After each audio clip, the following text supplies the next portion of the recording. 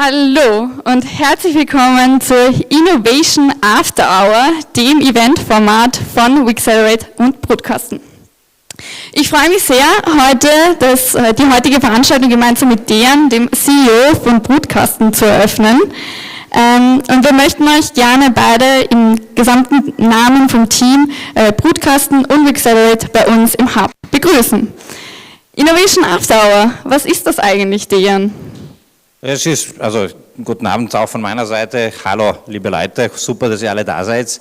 Es ist einfach ein Format, mit dem wir uns wieder analoger vernetzen wollen. Ja, im weXelerate Innovation Community zusammenbringen wollen und sind heute insbesondere super happy, dass auch Block&Wine zum 3. Mal nach dem Relaunch das gemeinsam mit uns im Rahmen der Innovation After Hour macht. Also herzlich willkommen auch an alle Krypto-Fans. Wir freuen uns auf das Panel heute. Ich glaube, es ist ein super Thema. Female Crypto Empowerment. Ich komme gerade von einem Panel von Female Founders von Lead Today, Shape Tomorrow. Dort ging es nur um dieses Thema und jetzt noch einmal im Krypto-Kontext. Bin super gespannt, was wir heute herausarbeiten. Und wir machen diese Innovation After Hours mit weXelerate in diesem Innovationshub einfach regelmäßig, um einfach zusammenzukommen, uns auszutauschen, ein paar spannende, inspirierende Talks zu hören und jedenfalls dann nach den Talks oben in die Bar hinaufzugehen. Für die sich für Krypto speziell interessieren, Block&Wine findet jeden Mittwoch wöchentlich um 19 Uhr genauso hier statt. Ich glaube, die Speakerinnen und Speaker sind bis September schon durchdefiniert. Großes Hype nach dem Relaunch und super, dass wir das heute auch gemeinsam hier ankicken. Was erwartet uns heute? Bevor es zu heute geht, möchte ich gleich auch noch auf die Innovation After Hour noch ein bisschen näher eingehen. Wenn ihr auch Interesse habt, ein Thema veranstalten wollt rund um Innovationen, Startups, Trends, meldet euch. Wir freuen uns auf eure Anfrage unter events@weXelerate.com. Dann möchte ich bitte noch auf die nächste Folie auch noch gleich ankündigen, die nächsten Innovation After Hours stehen nämlich auch schon bereits fest. Damit ihr auch immer am Laufenden bleibt, könnt ihr hier gerne unseren Newsletter abonnieren, sowie auch Social Media Kanäle von Brutkasten und weXelerate. Da bewerben wir auch immer ganz stark unsere Events und so bleibt ihr am Laufenden. Am 30.06. ist die nächste Innovation After Hour auch schon geplant mit dem Thema Trend Canvas. Da geht es darum, wie denken Zukunftsforscherinnen. Marcel Aberer vom Zukunftsinstitut wird uns nähere Einblicke in seine Trendanalyse geben und seine entwickelte Methode dazu vorstellen. Und am 18. Juli B2B-Sales Best Practices für Startups, ein riesengroßes Thema, natürlich super relevant. Wie kriegt man die Gaspedal sozusagen in die Höhe, und da werden wir darüber dann diskutieren. Super relevant, herzlich willkommen, 18. Juli. Genau. Dann wollen wir auch gar nicht mehr länger auf die Folter spannen. Es geht los mit der heutigen Innovation After Hour. Wir haben heute einen Panel, 2 Keynotes, extrem spannendes Thema, Female Crypto Empowerment.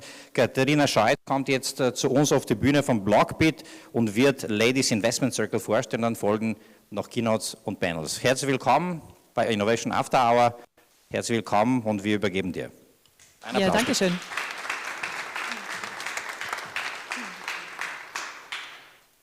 Ja, danke schön und vielen Dank für die nette Vorstellung. Ich freue mich sehr, heute hier bei euch zu sein und iInvest vorzustellen.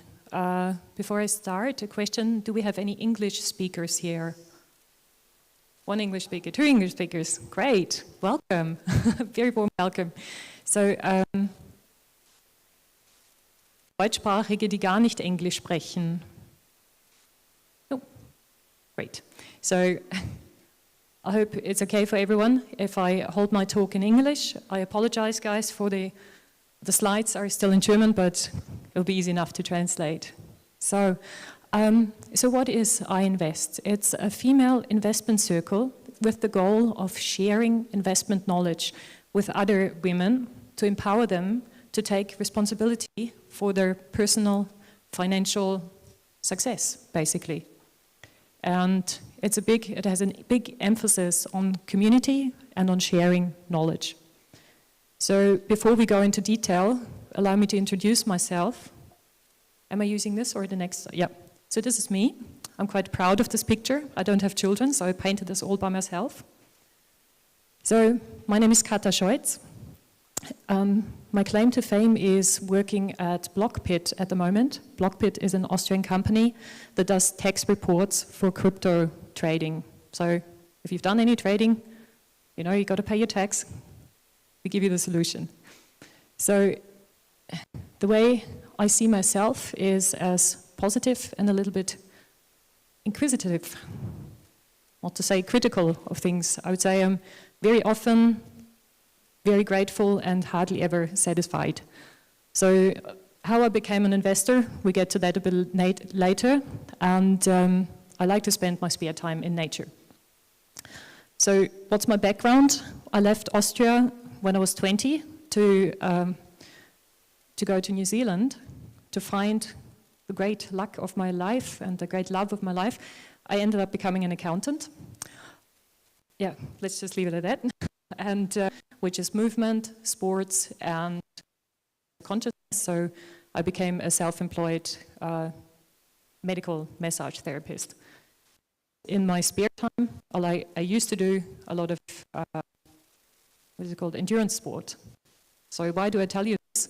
Because I might not be very fast, but I'm very enduring, and this is a good quality to have if you want to build a long-term investment portfolio.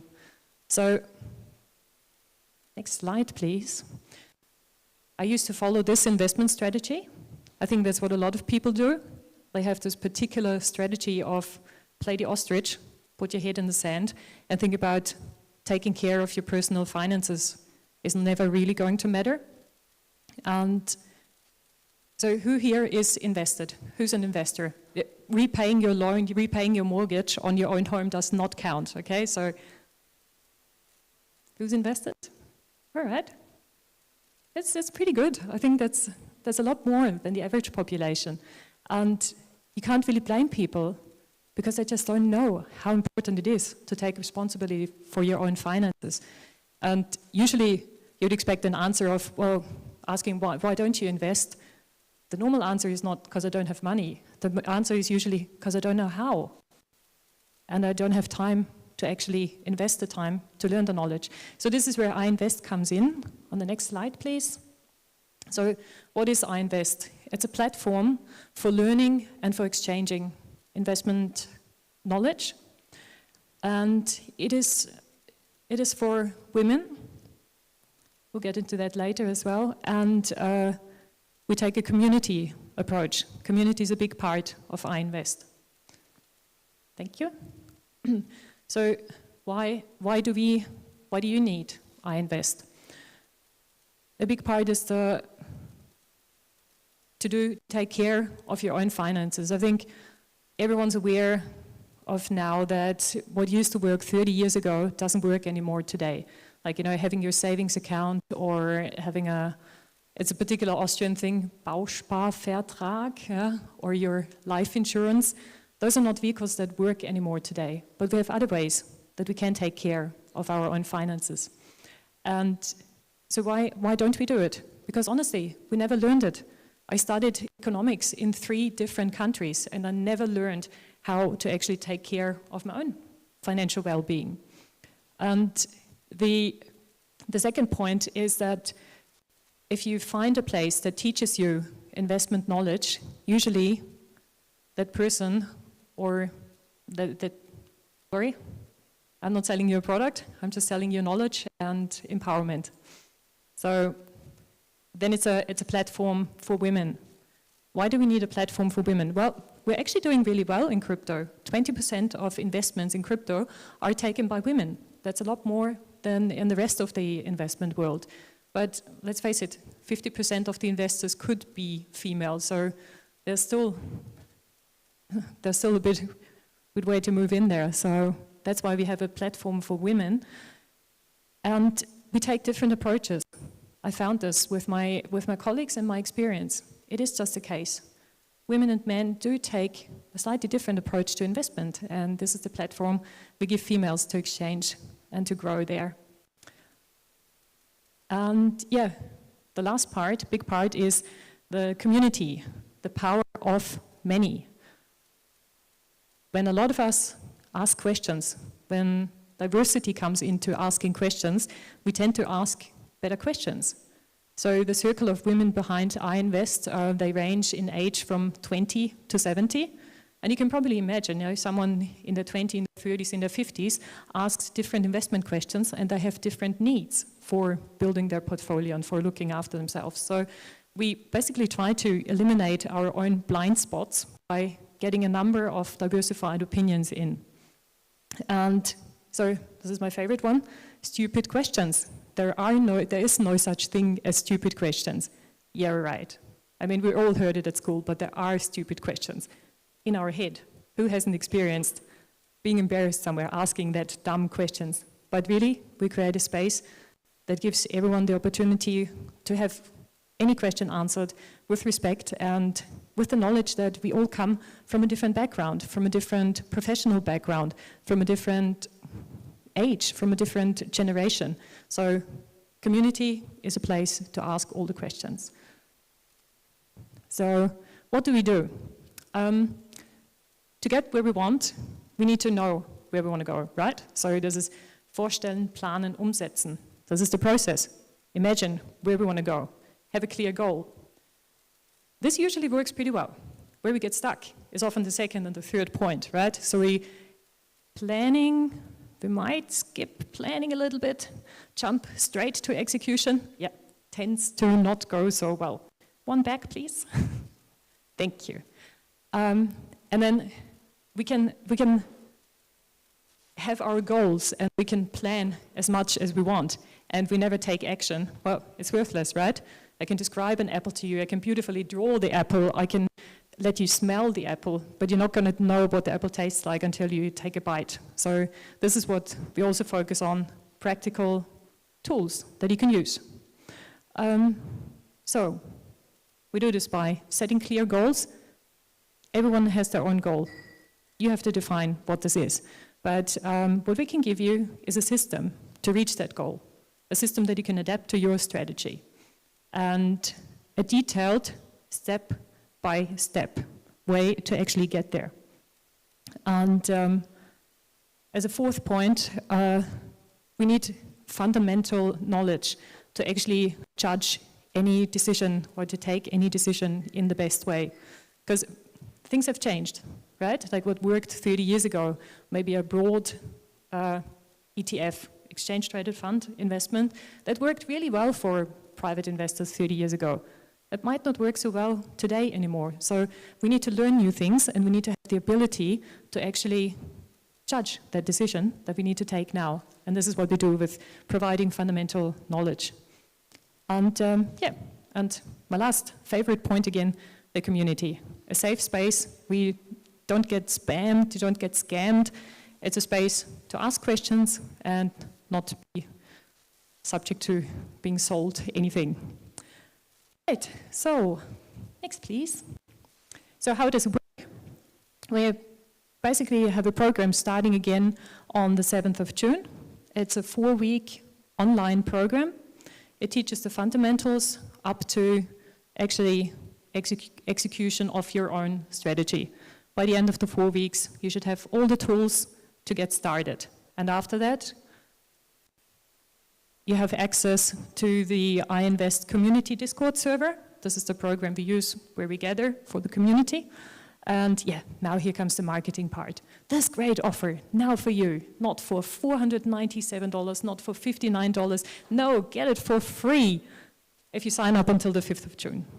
Because we believe in sharing knowledge, sharing investment knowledge, and yeah, our own interest. We want to extend our reach, and we really look forward to welcoming all the females. So to all the guys here, thanks for your understanding. Send your ladies, your mothers, your friends, your sisters. They're very welcome. Spread the word. And this is how you reach us. Next slide, please. Yeah. So just simply send us an email to info@iinvest.money. And the 4-week online course runs from the 7th until the 28th of June. And I also encourage anyone who would like to join the iInvest community to also join that course, because it just reviews the basics of investment again. Doesn't hurt. So to wrap it up here, I'd actually like to refer to a piece that appeared in the Austrian broadcasting agent, like the ORF, last weekend, and they cited Ashley Alder, the chief of the World Organization of Exchange Commissions. And he promised us, he refers to the crypto space, and he promised us a lot of regulation for the crypto space to provide stability, to not let something like Terra Luna happen again. And he believes that next to climate change, the pandemic, crypto regulation is the third most important things for countries. Well, I beg to differ with Ashley, because I don't believe that regulation is the goal to stability of any system. I believe it's education. And the more people we empower to participate in a financial system, I think the more stable it becomes and the better we're all off. So I welcome everybody who wants to join, and everybody else. Take great decisions and have an awesome evening. Thank you very much.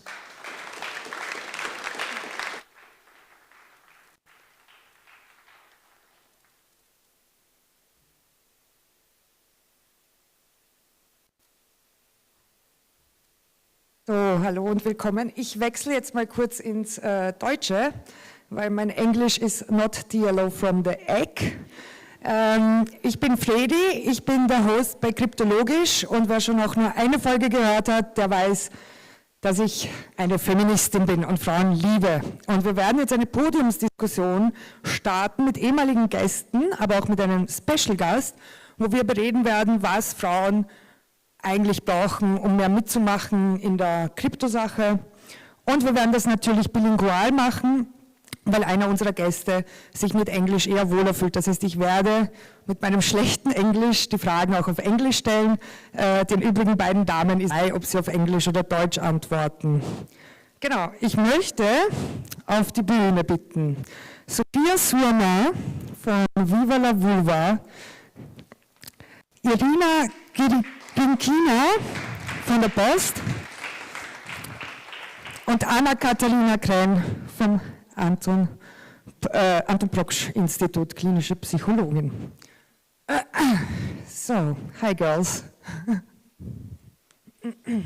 I'm a little bit nervous because I need to talk in English. I was not prepared, but I try. The first question I have, it's a easy question. Why do you think there are much more men in the crypto space than women in Austria, but worldwide especially? Und auf Deutsch, warum glaubt ihr, ist die Kryptoszene in Österreich oder auch diese Events, jetzt heute nicht, Gott sei Dank, mehr männlich dominiert oder auch weltweit? Ja, also woran liegt das? Should I start? Yeah. Okay. Thank you for having me. I'm very excited to be here. I think that the reason the crypto scene is very male-dominated is because of its origins. I think we still see a lot of gender imbalance in the tech industry and also in the financing investment. We heard it before, we are celebrating that 20% of investors are women in crypto. So 20% is actually, if we consider that we're half of the population, not really much. And I think that is part of the origin, but I also think that we have to take action to really change that, because it's not by design that women should not care about blockchain or crypto. And yes, if I want to add something. Also, thank you for inviting me here. I'm very happy to be here. And I just want to put forward that we still have a huge gender pay gap. So a lot of women don't feel comfortable in spending so much money and putting money into investment because they maybe don't have like access to like men have. So I think that's a really big part too. And maybe I can end that actually when we're thinking about how risk averse are you, it's as well like more like a man think, some people think in fact.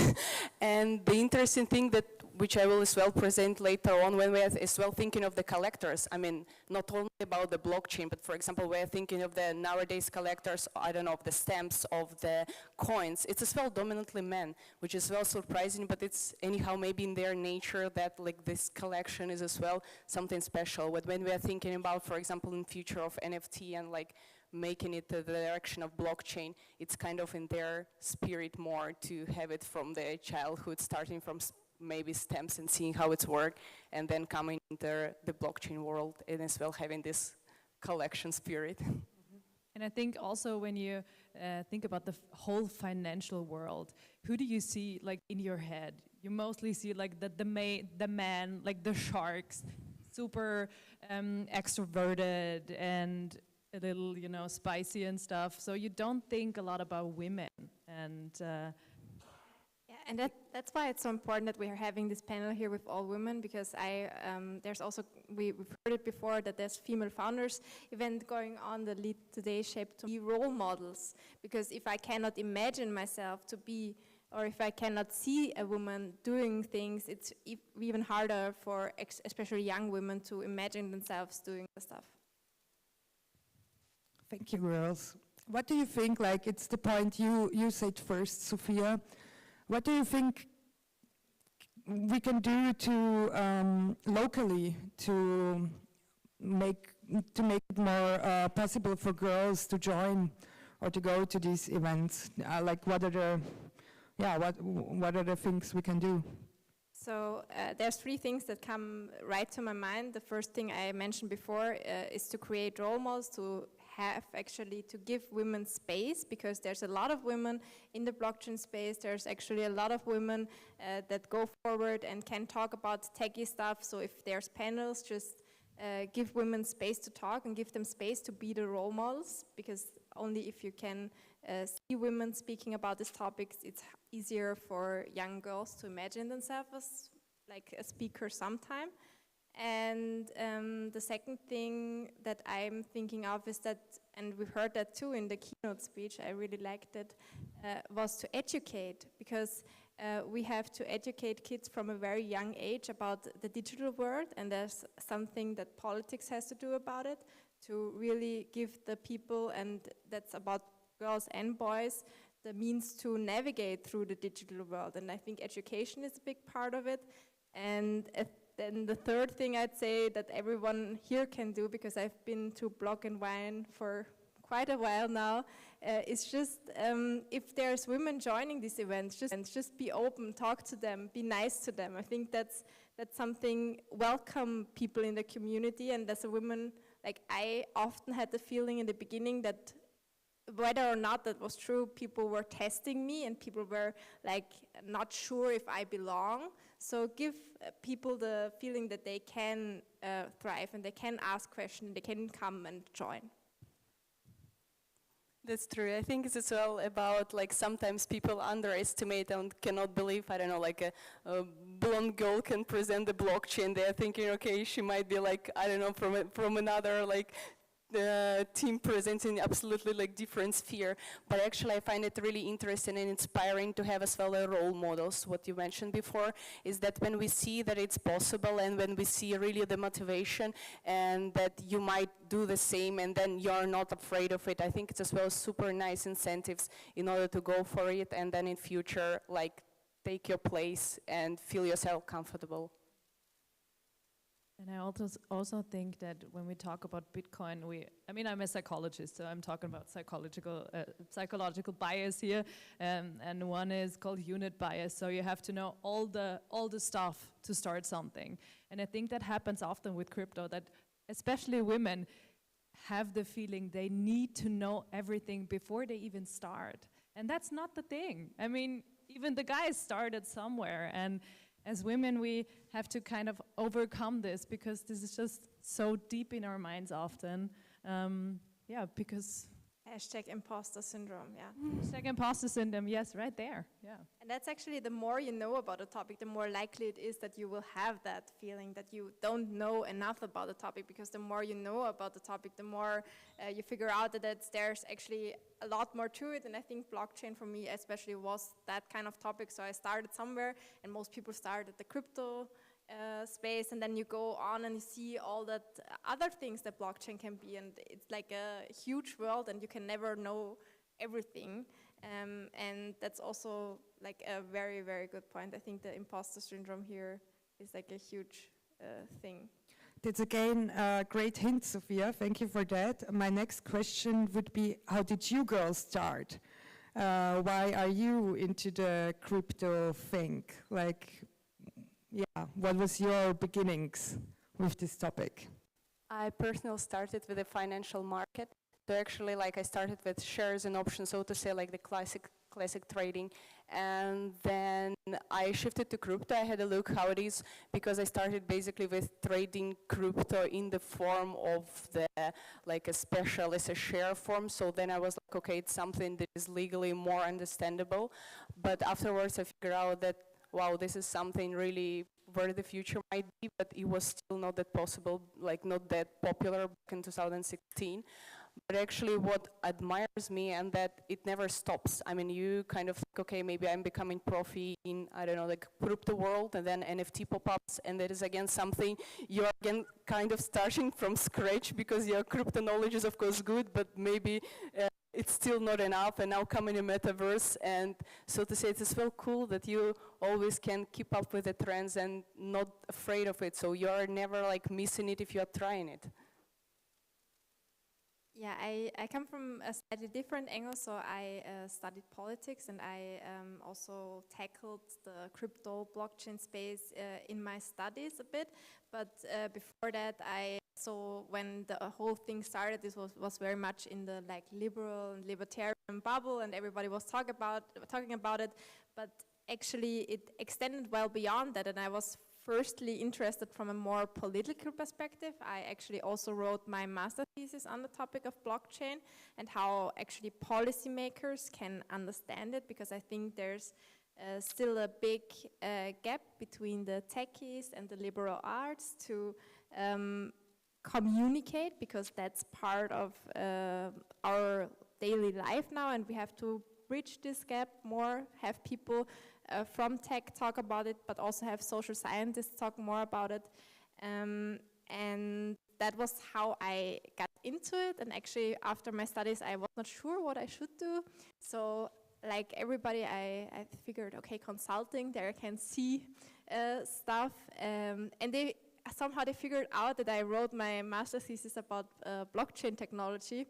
And then I had my former boss, Andreas Freitag, text me, be like, you know, I heard that you wrote your master thesis about blockchain. I have a team. Do you want to work on the topic? And that's where I spent almost 2 years of my professional career.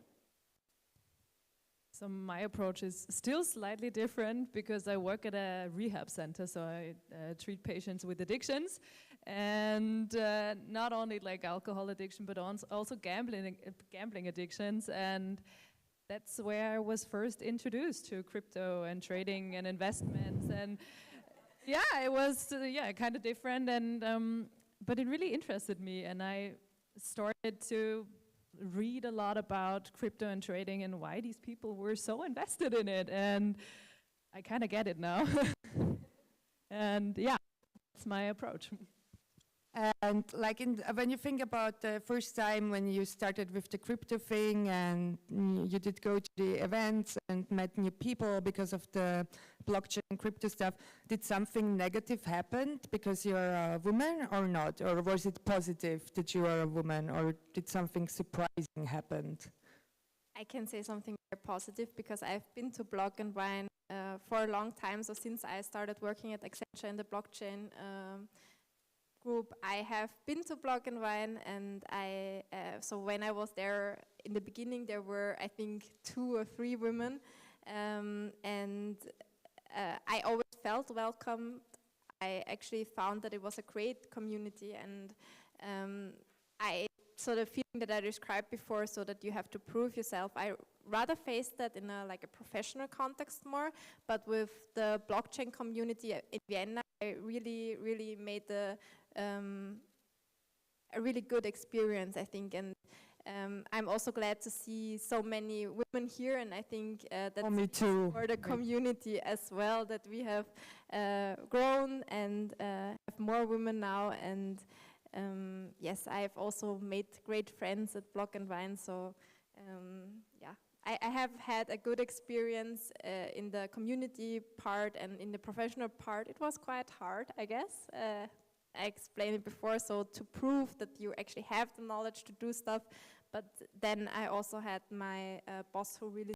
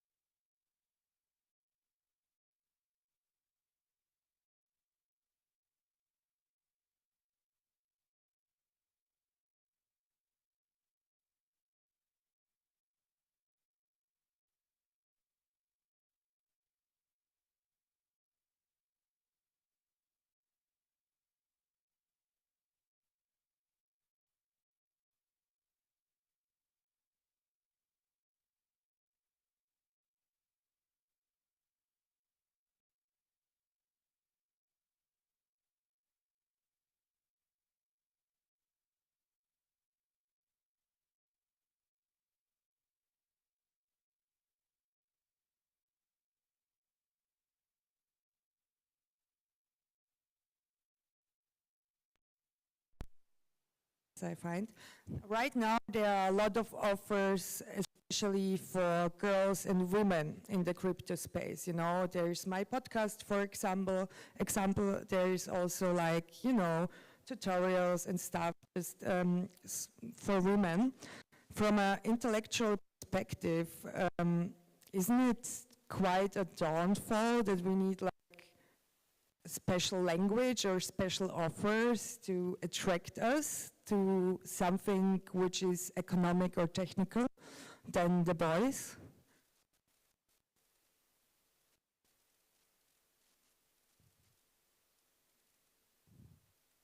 I can also take it, because I think what we don't realize that our normal is mostly what appeals to men. So if we're saying now we're doing a lot of stuff that is appealing to women in the crypto space, we may have not realized that the stuff we were doing before was only appealing to men. So if we only show an event header where there's white dudes in white shirts and white sneakers talking to each other, probably there will be a lot of them at the event.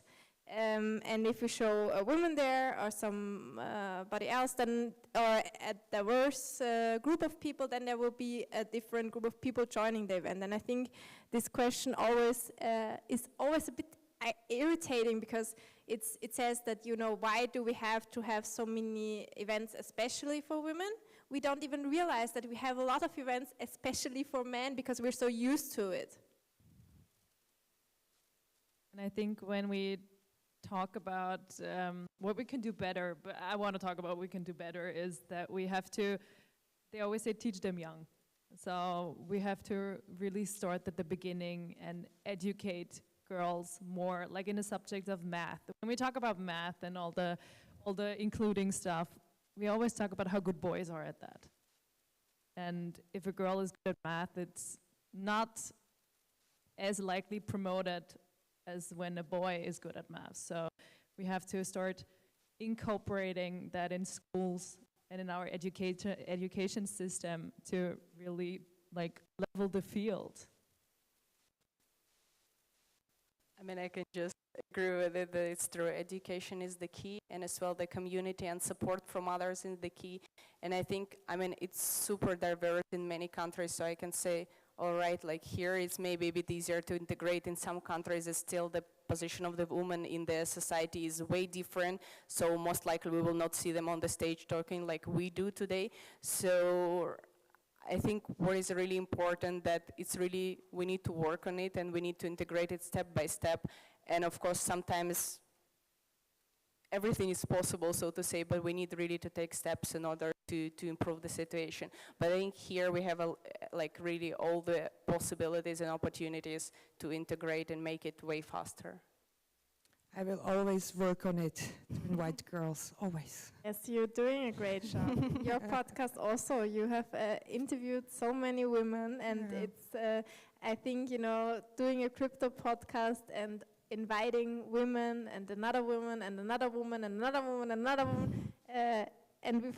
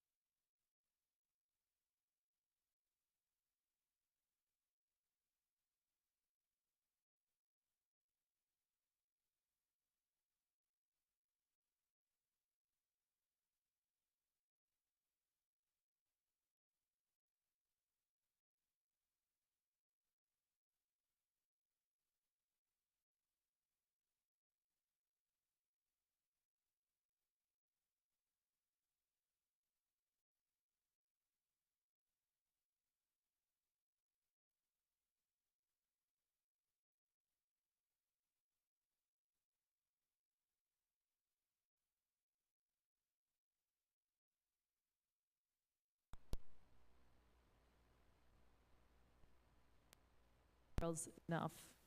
Well, like, I don't know what the English word for fördern is. I studied sociology, and I have to mention in Austria the thing with girls in the math is a different thing than back in my homeland, which is Slovakia, where they are really pushed hard and where it's a great thing to be good at math. But in Austria we have studies, especially you have like when you want to study medicine, you have to do a test before that, and the Austrian girls and the Austrian boys have different results, much more different with the math stuff than the German boys and girls. Like there's like 20% difference in there because they treat also like girls with the math different in Germany than in Austria, yeah. And in Slovakia, all my friends are, like female friends, are studying like physics and mathematics and stuff like that, and it's much more approach there. But in Austria, we still kind of live in 1960s sometimes in the school, in the education, yeah. And also when you talk about the tests when you go to university, like you want to study medicine, we have some kind of average you have to achieve to get in. But what is the average based on? It's based on men and not on women.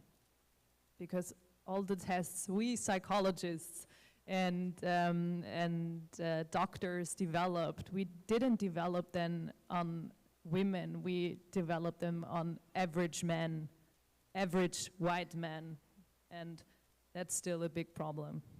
And that's what I kind of wanted to say and meant by that, but I absolutely agree with you. Are there any more questions? Yes, of course. Hi everybody, I'm VIENNA. I work in the energy sector. Frederika, I'm really happy also and grateful to be here. I love female energy. Female energy is life force, and I can feel that here. When we talk about women, we don't talk about it as an act of charity. To women belong the other half of the sky. And women things are society things. It's not that women work here and go to men and present it, and no, it's a society thing. The discussion that we have here is so important because it tells men and women what's her position in the world and how should other girls and boys should see her. To the point of the math, yes, actually, the problem lies deep in gender unconscious bias and conscious bias too. Teachers say usually it's an observation, not only mine, but it's statistically proven. Teachers, when a girl does it good in math, say, "Oh, you learned it," and when a boy does the same, said, "Oh, you can do it." So this tells me about gender unconscious bias, that women and the society somehow associate them with you learned it, somehow incapable, and so on. Which brings me to this point, leadership. Leadership leaders needs to be trained as well. Leaders need to be trained with the challenges of the society. And one of the challenges that the society right now is facing in women. Women need to be addressed. Every need of women in any sector need to be addressed, which makes a leader an inclusive leader. Because if he or she, the leader, doesn't address women, it happens that he or she sees the world from masculine lenses, and if he or she sees the world from a masculine lenses, you will have toilets only for men. I love that point, and I think we see the world often from a very masculine lens. I think you also pointed it out, but I also love that you pointed out that like we're half of the population. There's two things I was thinking, because I was also invited to a podcast recently, and they were like, "Oh, we have a podcast and we talk with minorities." And I'm a white woman, like. You're a blonde white girl. You're like yes, I'm 52% of Austria. But sometimes women are being treated like it, and if you do something for women, it's been treated like this, and I have recently founded a Vulva shop. You've seen it all there. It's a business about the vulva and feminist products, and I have to explain, you know, women is not a niche market. Like, we're half of the population. I continue explaining that because they're like, oh, is that too niche? And I'm like, it's not niche. Like, we're a lot of people, and it's not only products for women. So that really like, made me think of that, and it's such an important point because we don't think of it, but we get confronted with it all the time. And yeah, thank you for making that point. Good. Are there some more questions? Oh yeah. Okay. Hi, I'm Melissa. I'm currently also working on a solution for leadership development and how to bring more women into managerial positions. And one of the biggest points are women are not as confident as men are. And you just mentioned it was really hard to find like a woman in crypto who wants to talk about this. And then you said you have so many talented friends and colleagues who are into this. How can we empower them to come on stage, to talk, to join podcasts? This is a question we ask ourselves a lot during the app we're developing, but I would be also very interested, what do you think, what could we do to empower those? I think it starts with what we do right here. So we you know, present a stage where women can talk about it. I think that's where it starts. We have to include women more. We have to give them the opportunity to talk about, so that more women feel comfortable to come forward. Because now when I talk to my colleagues, like my female colleagues, everybody's like, yeah, I could do that too. Because I did it, and I gave them like the you know, I don't know what I wanted to say, but did it, and now they feel more confident to do it too.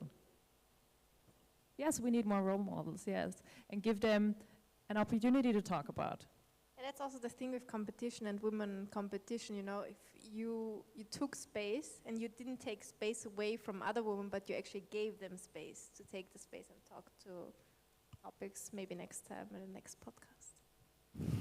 Yes, and I think so that when I mean, I only know it from my profession, is that it's very, there's a lot of competition there. So not just depending on female and male, but still there's a lot of competition because there are a lot of psychologists out there and there are not many jobs. So there's always some sort of competition. And a lot of competition is actually between women and women. And I think we have to address that too and work on that. Okay, thank you, girls. I would like to say goodbye to Sofia and Anna, because Irina will stay on the stage, and thank you. Thank you. Thank you, guys.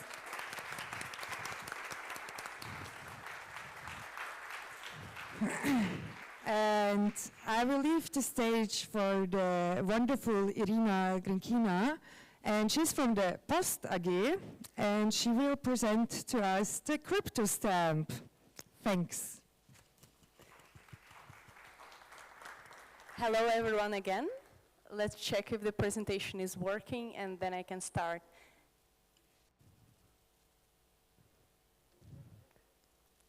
Or maybe meanwhile I can ask, do any of you know already crypto stamp or ever heard of this product? Great.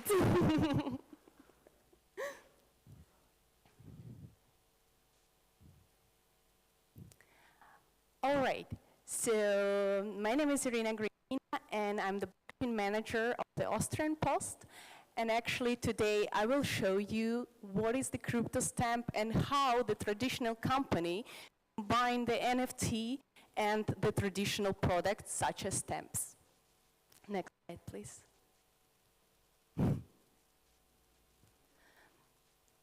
We took a quote, and I find it really interesting to observe what actually was said by the Chief Strategy Officer of the OCEX, is that she said that what love about crypto, it's not discriminatory. So basically, regardless of your gender, education, or cultural background, in crypto, everyone is equal. And what I as well can add from my side, there is like unlimited potential, and when we are thinking of NFT and blockchain, and for example thinking even further direction metaverse, it's something which has an unlimited borders, how you can like develop, see, and what can happen next. And it's true that it doesn't matter if you're like man or a woman, education and culture, it's all about the passion and how you perceive the topic.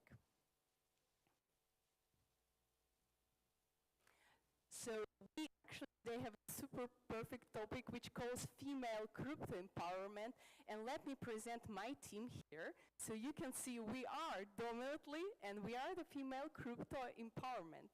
So the Patricia Lieberman is actually as well today here with us.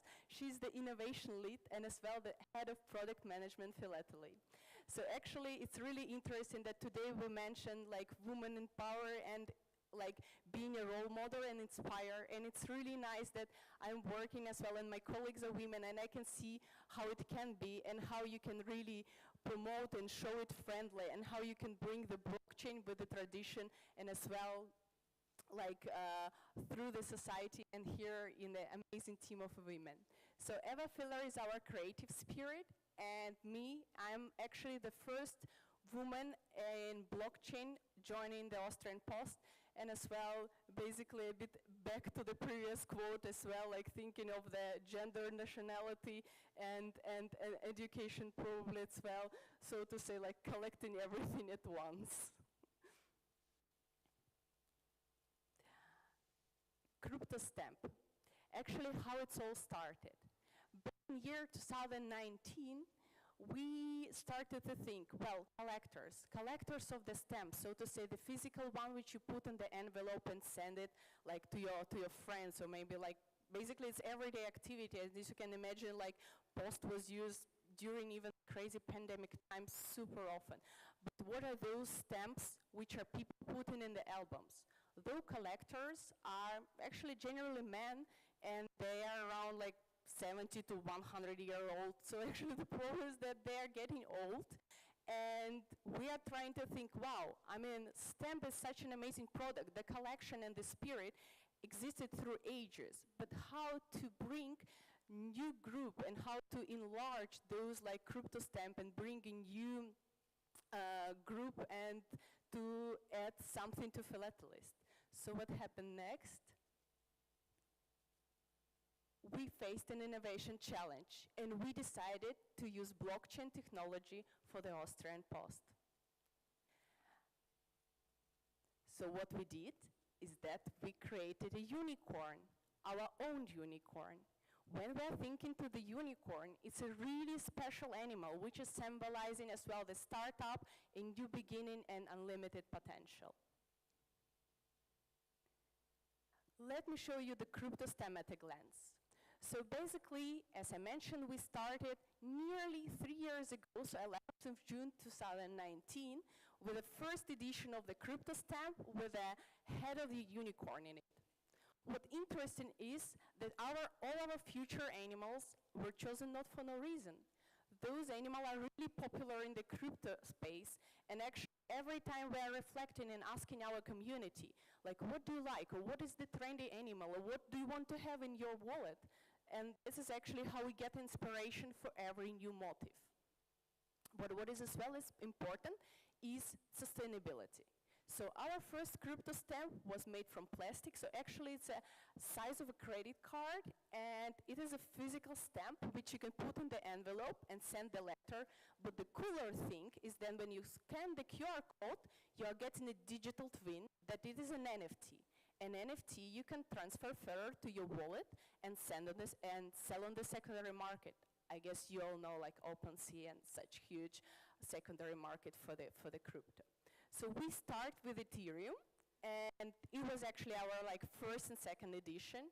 Well, what happened next? And we are thinking, wow, it's as well important to have a greener solution, and we switched from Ethereum to XDAI, which is a layer 2 of Ethereum.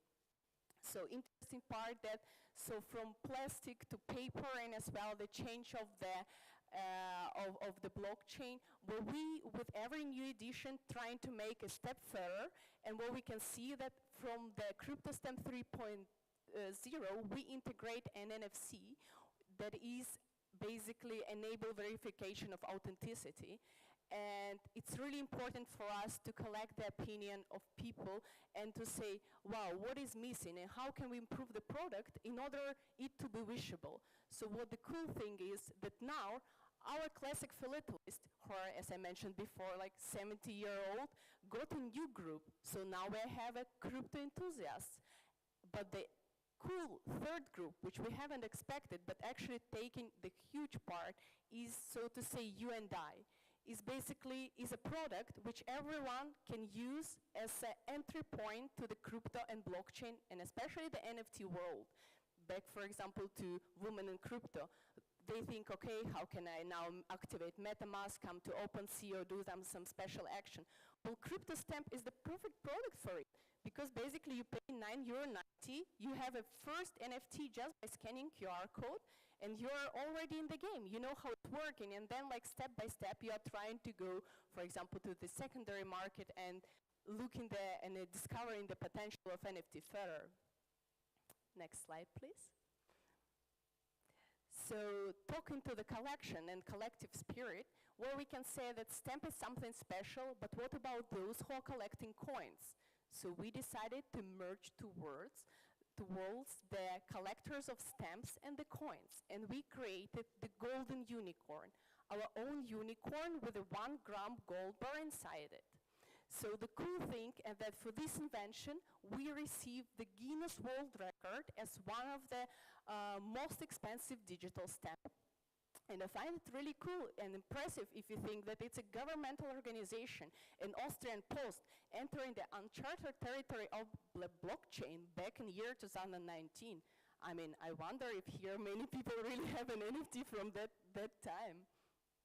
Next slide, please. So last year, we were presented an NFT NYC in New York, and we made a second edition of the Golden Doge this time. And the interesting thing that it was really sold out within several minutes. And we find it really like cool and impressive, especially that we see that now, like when you are thinking of it, the blockchain, and we really can see that even classic philatelists are as well like with us trying to get this like rare products. So that's why we are as well creating a different channel so everyone can buy it. We have like online shop, on-chain store buying with the cryptocurrency, and as well for our philatelists, you can make a call and say, hi, let me reserve one. Next slide, please. So actually, will you be curious what's coming next? Did you know that in June, so in several days, it's a World Ocean Day?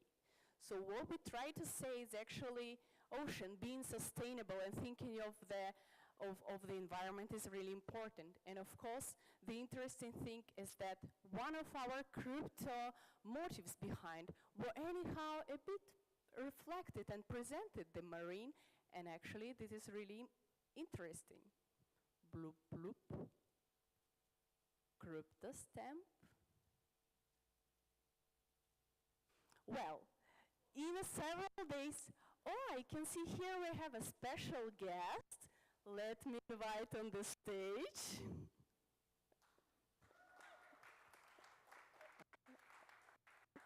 Just in several days, you will have a possibility to guess if you know what's coming next and if the motive is right. But what I can guarantee you, that with the next crypto stamp, you get this marvelous 3D model of unicorn mask with it. So I find it cool. Thank you very much. So today I want to as well say from my side, thank you very much. I really hope that this product become a bit more understandable for you. If you have it already, that's cool, guys. Something cool is coming next. If not yet, I really would say as an entry point and as well as enlargement of your crypto collection, it's something cool, and especially now you have a cool 3D mask on top, which I found as well super impressive. Thank you very much. And in the next slide, you have a chance to subscribe for the newsletter, because we are always keeping our subscribers curious what's coming. But the one small thing I can say in the end is that never give up until you get the unicorn. Thank you.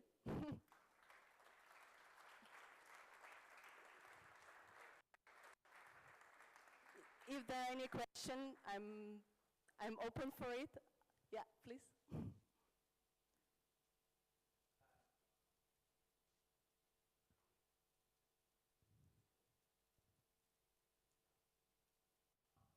Did you see, thank you. Did you see a shift in age with the crypto stamp?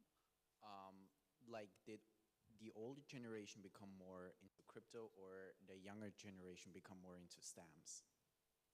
Thank you, that's a great question. Actually, that's what happened. It is a mix of it. So, of course, I mean, before the introduction and showing the blockchain with the crypto stamp, we are talking about, yeah, the average of 70-year-old, but now we can say, yes, even the younger one are really there, because it's really nice to see, for example, like with edition 3.0, we can see really the younger generation line up from 7 in the morning, like in front of the philately in order to get the crypto stamp, and it was super diverse. You can see there, like starting from pensioners to school people who are running before the school in order to get, because it's something really cool you can put in the album, and this is, so to say, the old tradition in the life, and I find it as well fascinating that some already, so actually maybe my this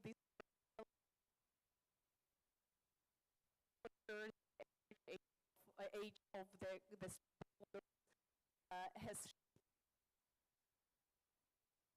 start to buy a classic stamp. So it's not only those who are like the oldies now jumping into the blockchain, but as well the young ones who are thinking, wow, but there are other stamps. It's actually not just a classic one, but for example, several years ago, we issued a stamp in the form of the toilet paper. And I mean, this is so cool. And when I'm telling someone, they're like, wow, really? I mean, like, but it was like in the time of Corona, you know, where there was like this shortage of the toilet paper. So we made a really special stamp.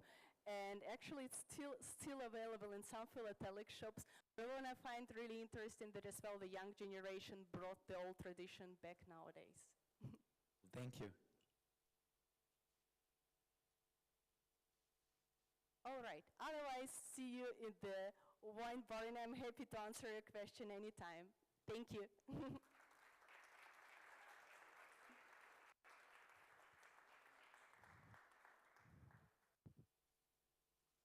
Everyone said, he's welcome to take pictures.